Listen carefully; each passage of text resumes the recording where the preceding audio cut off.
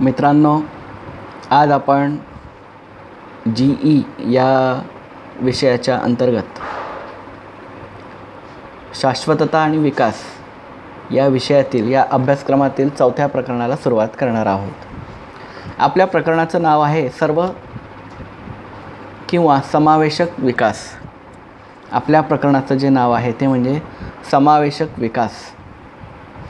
समावेशक विकास अर्थात सर्व समावेशक घटक या विकासामध्ये अंतर्भूत होऊन किंवा अंतर्गत येऊन विकासाची एक परिसीमा व त्या मर्यादेपर्यंत जाण्यासाठी अनेक प्रकारच्या माध्यमातून व क्रियाप्रक्रियेतून विकास हा सर्वतोपरी व सर्वगुण संपन्नतेने आणि सभोवतालच्या पूर्ण परिस्थितीचा विचार, काळजी आणि जाणीव ठेवून केलेला विकास अर्थात समावेशक विकास. आणि हा समावेशक विकास म्हणजे एक प्रकारचा सर्वसमावेशक आहे की जेणेकरून शाश्वत विकास करण्यासाठी काय काय करावं लागतं आणि कोणत्या कोणत्या प्रकारच्या तत्त्वांचा, मुद्द्यांचा, काही घटकांचा, मग त्या काही संघटना असतील, काही आंतरराष्ट्रीय स्तरावरच्या संघटना किंवा संस्था असतील, विविध प्रकारच्या देशात आंतरराष्ट्रीय स्तरावरच्या संघटनांच्या किंवा संस्थांच्या माध्यमातून किंवा एखादं पाऊल किंवा निर्णय घ्यायचा असेल तर काय काय करावं लागतं. मग ते सर्व देशांच्या संमतीने आणि सर्व देशाला घेऊन प्रत्येक देशामध्ये कशा प्रकारे त्याची वाटचाल राहील या सर्व गोष्टींचा एक विकासात्मक आराखडा जो शाश्वत विकासामध्ये किंवा शाश्वत विकासासाठी आवश्यक आहे, जेणेकरून भविष्यात पर्यावरणाचा ऱ्हास होणार नाही, पर्यावरणातल्या नैसर्गिक घटकांचं संतुलन काही प्रमाणात का होईना कुठेतरी राखलं जाईल. या सर्व बाबींची पूर्तता करण्यासाठी एक केलेलं नियोजन म्हणून या समावेशक विकासामध्ये आपल्याला अभ्यासायचं आहे, ते शिकायचं आहे. हे आपलं चौथं प्रकरण आहे. तर मित्रांनो, या प्रकरणातला आपण पहिला मुद्दा घेणार आहोत, तो म्हणजे अतिशय महत्त्वाचे मुद्दे या शेवटच्या प्रकरणात आहेत आणि याचा जर बारकाईने आपण अभ्यास केला किंवा व्हिडिओ लेक्चर व्यवस्थित ऐकलं तर निश्चितपणे आपल्याला प्रत्येक गोष्ट ही चांगल्या प्रकारे समजू शकेल. पहिला मुद्दा आहे उच्च शिक्षणाची शाश्वत विकासातील भूमिका. बघा, 12वी नंतरचं जे काही आपण शिक्षण घेतो हे शिक्षण उच्च शिक्षण म्हटलं जातं, याला हायर एज्युकेशन म्हणतात. उच्च शिक्षणाची शाश्वत विकासातील भूमिका काय राहील? उच्च शिक्षण किंवा शिक्षण ही एक अशी प्रक्रिया आहे जी निरंतर आणि शेवटपर्यंत चालत राहणारी आहे. या शिक्षणाच्या माध्यमातून किंवा शिकत असताना अनेक प्रकारच्या गोष्टींचा अंतर्भाव किंवा संकल्पना किंवा विविध घटक आपल्याला अभ्यासायला असतात, ते शिकायला असतात, किंवा एक प्रकारची जनजागृती आणि एक अवेअरनेस प्रत्येक विद्यार्थ्याला व्हावं आणि ते काही प्रमाणात जर समोरच्याला समजल्यानंतर त्याने जर कुठे त्याचा वापर केला, ती गोष्ट उपयोगात आणली तर निश्चितपणे कुठेतरी त्याचा फायदा हा शिक्षणामुळे त्याला होतो. शिक्षणातून त्याला अनेक गोष्टींचं ज्ञान मिळतं आणि ज्ञान मिळाल्यानंतर त्या ज्ञानाचा प्रसार किंवा प्रचार तो दुसऱ्या ठिकाणी, दुसऱ्या समाजात किंवा आपल्या मित्रांना किंवा विद्यार्थ्यांना किंवा ज्या ठिकाणी शिक्षण ही प्रक्रिया राबवली जाते त्या ठिकाणी हे नियोजन केलं जातं. शाश्वत विकास ही काळाची गरज आज बनलेली आहे मित्रांनो, हे लक्षात ठेवा. कारण कालपर्यंत आपण झोपलेलो होतो, आता थोड्या प्रमाणात का होईना पण आपल्याला आपले डोळे उघडले गेले, आपल्याला जाग आलेली की आपल्याला आता विकास असा साधायचा आहे की ज्याच्यामध्ये सर्वात पहिल्या क्रमांकावर आपलं पर्यावरण आहे, आपली पृथ्वी आहे, आपले नैसर्गिक घटक आहेत. हे सर्वांना आपल्याला जगवायचं आहे, त्यांना मोटिवेट करून त्यांना आपल्याला संवर्धन आणि सुरक्षित ठेवायचं. म्हणून मानवाला हे पाऊल उचलणं फार महत्त्वाचं आहे. आणि हे केव्हा करू शकतो? जेव्हा त्याला शिक्षणातून काही गोष्टींचं ज्ञान त्याला प्राप्त होईल, त्याला ते मिळेल आणि तो सहजरित्या तो त्या गोष्टीला कुठे ना कुठेतरी तो ते उभं करू शकतो. म्हणून शिक्षण ही फार मोठी प्रणाली, एक प्रक्रिया पहिल्यापासून राहिलेली आहे. उच्च शिक्षणातील गुणवत्ता वृद्धिंगत करून किंवा काही मुद्दे त्यामध्ये अंतर्भाव करून शाश्वत विकास कसा साधता येईल याचा विचार केला गेला पाहिजे. उच्च शिक्षणात संख्यात्मक वाढ नेहमी होत आहे. म्हणजे दरवर्षी असंख्य विद्यार्थी पदवीचं शिक्षण घेऊन किंवा पदवी परीक्षा पास होऊन बाहेर पडतात. काही पदव्युत्तर प्रकारच्या डिग्र्या घेऊन बाहेर पडतात. परंतु ही वाढ संख्यात्मक आहे. आपल्याला गुणात्मक वाढ निर्माण करायची. गुणात्मक म्हणजे अर्थात अनेक असे घटक की ज्या घटकामुळे नुसताच तो अभ्यासात नाही तर त्याचा सर्वांगीण आणि समाजोपयोगी आणि निसर्गाची बांधली गेलेली जी नाळ आहे त्याचा जर व्यवस्थित त्याचा अभ्यास त्याने जर केला तर निश्चितपणे ही वाढ गुणात्मक ठरू शकते. म्हणून आपल्याला गुणात्मक वाढीवर भर देणं आवश्यक आहे. छोट्या छोट्या गोष्टी परंतु त्या फार मोठ्या घटनेकडे जात असतात. काहीतरी मोठी प्रकृती विघातक होण्याच्या मार्गावर असते. तर त्या छोट्या छोट्या गोष्टीसुद्धा अतिशय बारकाईने अभ्यास होणं आवश्यक आहे. तरच गुणात्मक वाढ ही होऊ शकते. कारण शाश्वत विकास जर करायचा असेल तर शिक्षणाची महत्त्वाची जी काही प्रक्रिया आहे ही निरंतर प्रक्रियातनं आपल्याला जावं लागणार आहे. कारण शाश्वत विकासाचं माध्यम हे शिक्षण आहे आणि शिक्षण अशा प्रकारच्या माध्यमातून जनजागृती ही सर्वात मोठ्या प्रमाणात होते आणि जनजागृतीतून समुपदेशनातूनही हे कार्य करण्यास चांगल्या प्रकारचं बळ मिळू शकतं. म्हणूनच शाश्वत विकासामध्ये उच्च शिक्षण आणि उच्च शिक्षणाची शाश्वत विकासामध्ये भूमिका ही आवश्यक आहे. प्रत्येकाला शिक्षण मिळायला पाहिजे. प्रत्येकाचं शिक्षणाचं मूल्यमापन झालं पाहिजे. त्याने कशा प्रकारचा अभ्यास आणि किती प्रमाणामध्ये त्याने जनरल नॉलेजच्या बेसवर कसा अभ्यास केलेला आहे ह्या सगळ्या गोष्टींची पूर्तता त्याने करणे आवश्यक आहे. शाश्वत विकासासाठी विद्यापीठ स्तरावर विविध पदवी व प्रमाणपत्र कोर्सेस सुरू झालेले दिसून येतात. अलीकडच्या काळामध्ये काही जागतिक हवामान बदल आहे, जागतिक तापमान वाढ आहे, अतिवृष्टी आहे, सुनामी लाटांची निर्मिती किंवा त्या लाटांपासून होणारं नुकसान आहे, निरक्षरता, बेकारी, बेरोजगारी, प्रदूषण, वाढणारं प्रदूषण या बाबतीत समाधानात्मक तोडगा काढण्यासाठी सार्वत्रिक उच्च शिक्षण महत्त्वाचे असते. म्हणजे काय, प्रत्येकाला शिक्षण देत असताना या गोष्टींचा या मुद्द्यांचा अंतर्भाव आणि त्याला ह्या सर्व नैसर्गिक आणि जागतिक समस्यापासून त्याला जनजागृती आणि समुपदेशन करणं की जेणेकरून त्याला काहीतरी त्याच्यामध्ये भूमिका ही आवश्यक आहे आणि हे शिक्षणातूनच प्राप्त होऊ शकतं. आणि म्हणूनच सर्वसमावेशक आणि न्याय गुणवत्तेचं शिक्षण सुनिश्चित करणे आणि सर्वांसाठी शिक्षण व त्या संदर्भातील संधींना प्रोत्साहन देणे असे या उच्च शिक्षणाच्या बाबतीतलं एक ध्येय आहे. उच्च शिक्षण व गुणवत्तापूर्ण मार्गदर्शन जर खेड्यापाड्यापर्यंत किंवा एखाद्या गावापर्यंत जर पोचले गेले तर त्याचा फायदा निश्चितच हा मोठा होऊ शकतो. भारत हा खेड्यांचा देश आहे. खेड्यात अजूनसुद्धा काही प्रमाणामध्ये चांगल्या प्रकारचं संगोपन आणि सांभाळ नैसर्गिक घटकांचा केला जातो. जर त्यांना चांगल्या प्रमाणात जर मोटिवेट आणि मार्गदर्शन केलं तर हीच लोकं आज प्रत्येक ठिकाणी जाऊ शकतील. ते चांगलं सांभाळ करू शकतील, जपणूक करू शकतील. आणि म्हणूनच की या उच्च शिक्षणामध्ये शाश्वत विकासाची भूमिका महत्त्वाची आहे. विविध प्रकारचे जे काही इंटरनेटचे जे प्रसार माध्यम आहे, मग यूट्यूब असतील, व्हॉट्सॲप असतील, ट्विटर असतील, इंस्टाग्राम असतील, असे प्रकारचे जे काही इंटरनेटवरून होणारी जी काही प्रसार होणारी माध्यमं आहेत या माध्यमातून जे काही तुम्ही कार्यक्रम कराल त्याच्यामध्ये ते तुम्ही अपलोड करणार आणि अपलोड केल्यानंतर अनेक समाज किंवा कम्युनिटी ते पाहणार आणि हे पाहिल्यानंतर एक चांगला कार्यक्रम जेणेकरून समोरचे प्रभावित होतील, त्यांना काहीतरी जनजागृती मिळेल, त्यांना काही गोष्टी समजण्यात येतील. अशा प्रकारचे माध्यमंसुद्धा उच्च शिक्षणामध्ये महत्त्वाची ठरत आहे आणि शाश्वत विकासामध्ये हे सुद्धा महत्त्वाचं माध्यम ठरत चाललेलं आहे. अशा प्रकारे शिक्षण क्षेत्रामध्ये शाश्वत विकास करताना कशा माध्यमातून जाणं आवश्यक आहे आणि उच्च शिक्षण किती महत्त्वाचं आहे हे या मुद्द्यावरून आपल्याला लक्षात येईल. पुढचा मुद्दा आहे आरोग्य आणि शाश्वत विकास. आरोग्य आणि शाश्वत विकास यांचा खूप मोठा संबंध आपल्याला पाहायला मिळतो. मानवाची जीवनाची गुणवत्ता आरोग्याच्या स्थितीवर अवलंबून असते. जर त्याचं आरोग्य चांगलं असेल तर त्याचं जीवनमान जगण्याचा दृष्टिकोन हा चांगला असेल. वाढत्या लोकसंख्येमुळे काही देशांमध्ये आरोग्य सेवेची मागणी सतत वाढत आहे. कारण काही ठिकाणी आरोग्य सेवा सुविधांचा अभाव असतो, त्यामुळे मृत्यू होणाऱ्यांचं प्रमाण जास्त असतं. चांगल्या सुविधा किंवा ऐन वेळेला त्या सुविधा त्या व्यक्तीपर्यंत, त्या पेशंटपर्यंत पोहोचत नाही. त्याच्यामुळे अनेक प्रकारचे समस्या निर्माण होत असतात.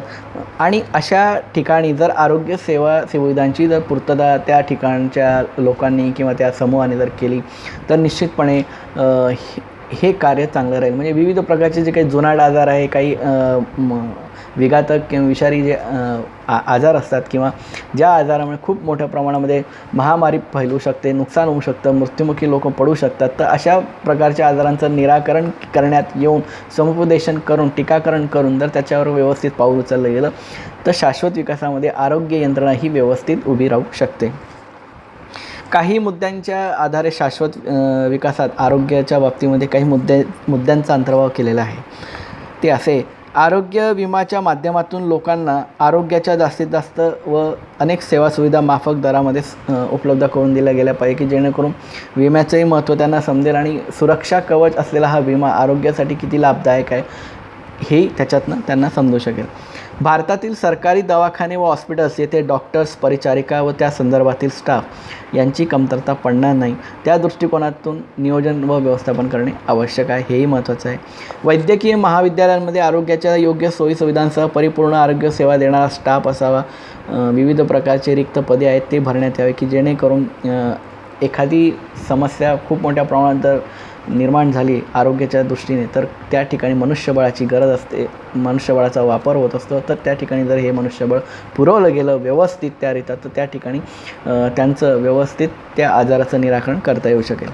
ॲलोपॅथीसह इतर पॅथींचाही रोग निवारण्यासाठी व उपचारासाठी मोठ्या प्रमाणावर वापर करण्यास सरकारी माध्यमातून किंवा सरकारी पातळीवर प्रयत्न केले पाहिजे. आयुष मंत्रालय जे आहे ते पूर्णपणे आयुर्वेद आणि विविध प्रकारच्या घरगुती उपचाराला प्राधान्य देऊन काहीतरी एक क्रिएटिव्हिटी घरातले काही वैद्य किंवा डॉक्टर करत असतात, त्याचा जर परिणाम चांगला असेल तर त्याला निश्चितपणे तसं स्थान दिलं जातं. आणि ॲलोपॅथीबरोबर आयुर्वेद किंवा होमिओपॅथी असेल, युनानी असेल किंवा विविध प्रकारच्या औषधांचं किंवा त्या तंत्राचा किंवा प्रणालीचा वापर हा झाला गेला पाहिजे. भारताचे पंतप्रधान नरेंद्र मोदी यांनी स्वच्छ भारत अभियान सुरू केले. त्या माध्यमातून लोकांना स्वच्छतेचे महत्त्व कळायला लागले, त्यांचं महत्त्व पटू लागलं. प्रत्यक्ष त्या संदर्भात कृती कार्यक्रमांचे आयोजन केले जात आहे.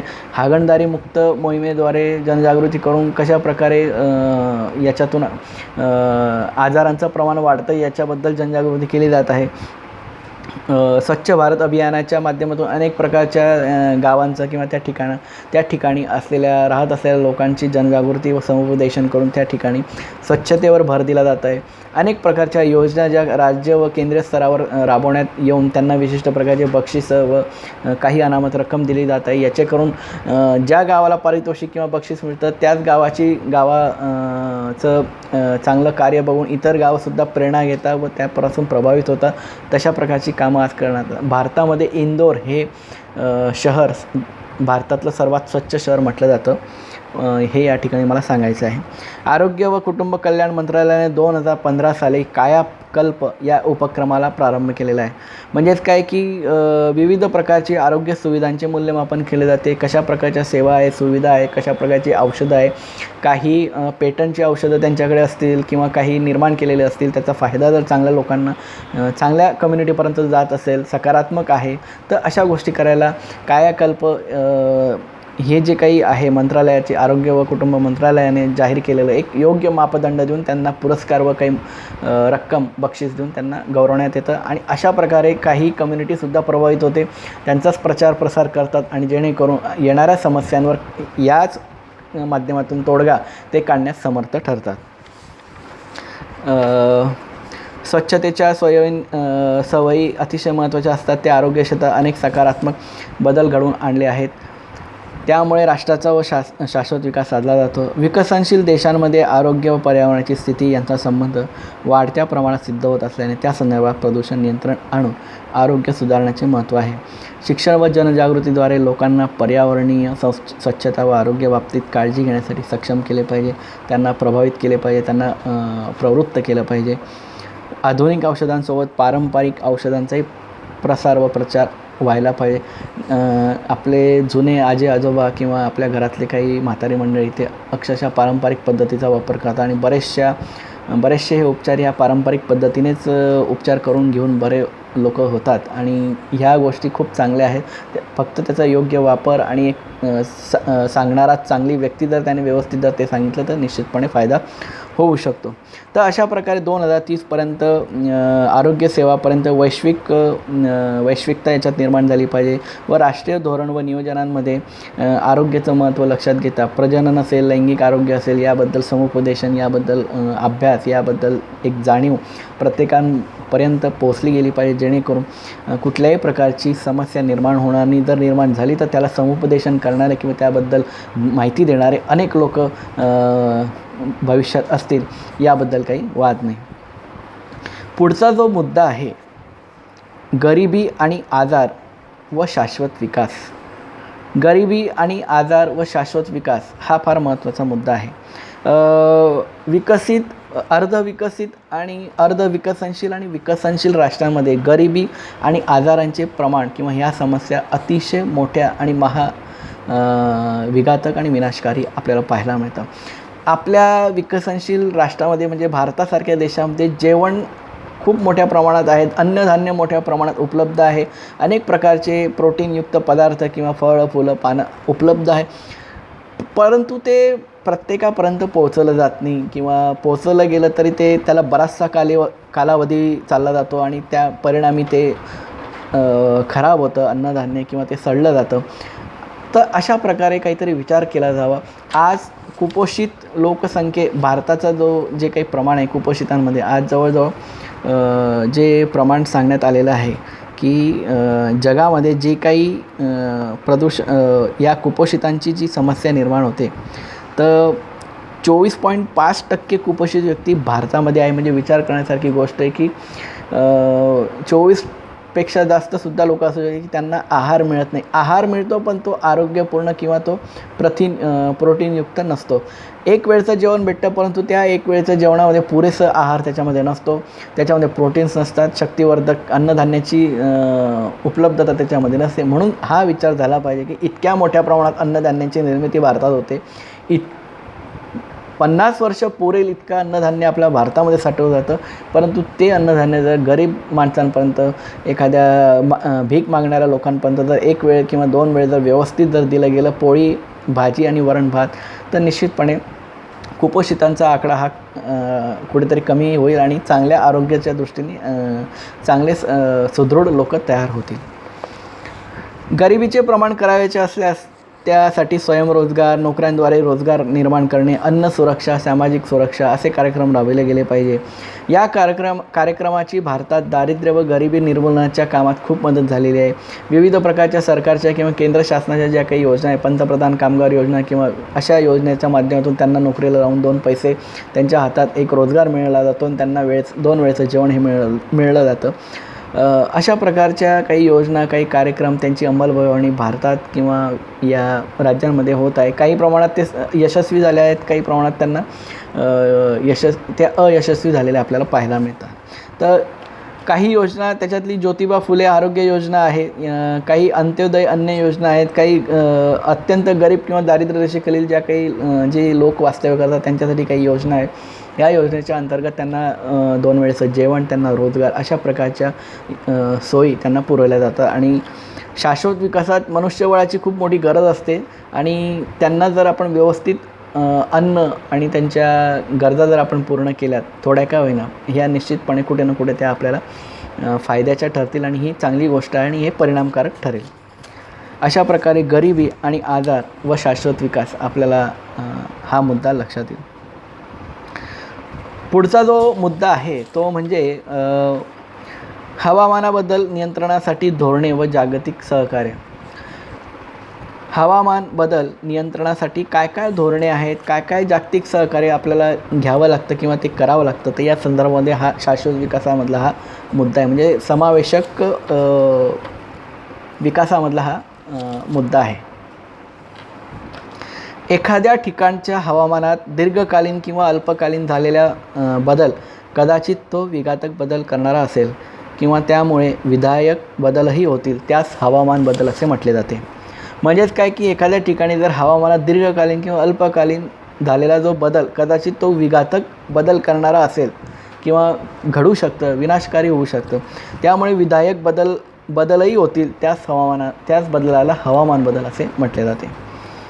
विघातक आणि किंवा विधायक बदलाचा भौगोलिक संरचना आणि पर्यावरणावर किंवा नैसर्गिक घटकांवर किंवा साधन संपत्तीवर फार मोठा बदल होत असतो, फार मोठा परिणाम आपल्याला दिसून येतो. अनेक प्रकारचे ज्वालामुखी, भूकंप, सुनामींच्या महाकाय लाटा अशी अनेक संकटं यामध्ये येत असतात. वाढते औद्योगिकरण, वाहनांची संख्या, जागतिक तापमानवाढ, अतिवृष्टी, पर्जन्य अशा समस्या या भेडसावत असतात.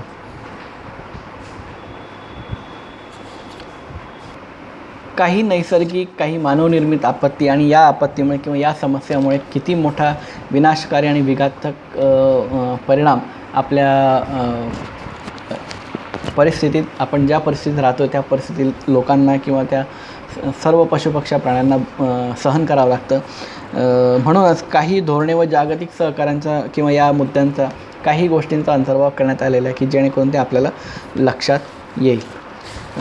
काही ज्या संघटना किंवा ज्या संस्था आहेत, जसं जागतिक आरोग्य संघटना अर्थात वर्ल्ड हेल्थ ऑर्गनायझेशन WHO, किंवा युनायटेड नॅशन ऑर्गनायझेशन संयुक्त राष्ट्र संघटना, अशा अनेक प्रकारच्या संघटना किंवा संस्था आपल्या जगामध्ये पाहायला जातात. आणि या संस्था आणि संघटना जागतिक पर्यावरणातील किंवा हवामानातलं नुकसान होऊ नये व त्यासाठी काय काय नियोजन व तडजोड करावी लागेल या संदर्भामध्ये ह्या संस्था व संघटना पूर्ण जगाचं नेतृत्व करत असतात. काही गोष्टींच्या बाबतीमध्ये आज आपण या मुद्द्यांच्या आधारे अभ्यास करणार आहोत. परंतु हे मुद्दे सुरू करण्यापूर्वी हवामान आणि हवामानात किंवा पर्यावरणातला होणारा बदल जर रोखवायचा असेल किंवा थांबवायचा असेल तर याला संपूर्णपणे मानव हा घटक जबाबदार आहे. मानवाच्या सजग बुद्धीनुसार किंवा तल्लख बुद्धीच्या जोरावर किंवा चातुर्यावर किंवा कौशल्यानुसार तो काहीही करू शकतो, तो सर्व काही सांभाळू शकतो, सुरक्षित ठेवू शकतो. म्हणून मानवाने 80% विचार या पर्यावरणातील घटकांचा व वेगवेगळ्या परिस्थितीचा केला पाहिजे की जेणेकरून त्याला ते कुठेतरी थांबवता येईल. काही जे हवामान बदलच्या नियंत्रणासाठी म्हणजे जे पर्यावरणातले जे काही बदल होत चाललेले या नियंत्रणाच्या संदर्भामध्ये जागतिक स्तरावर कशा कशा प्रकारचे प्रयत्न झालेले आहेत हे आपण आता पुढच्या लेक्चरला घेऊया.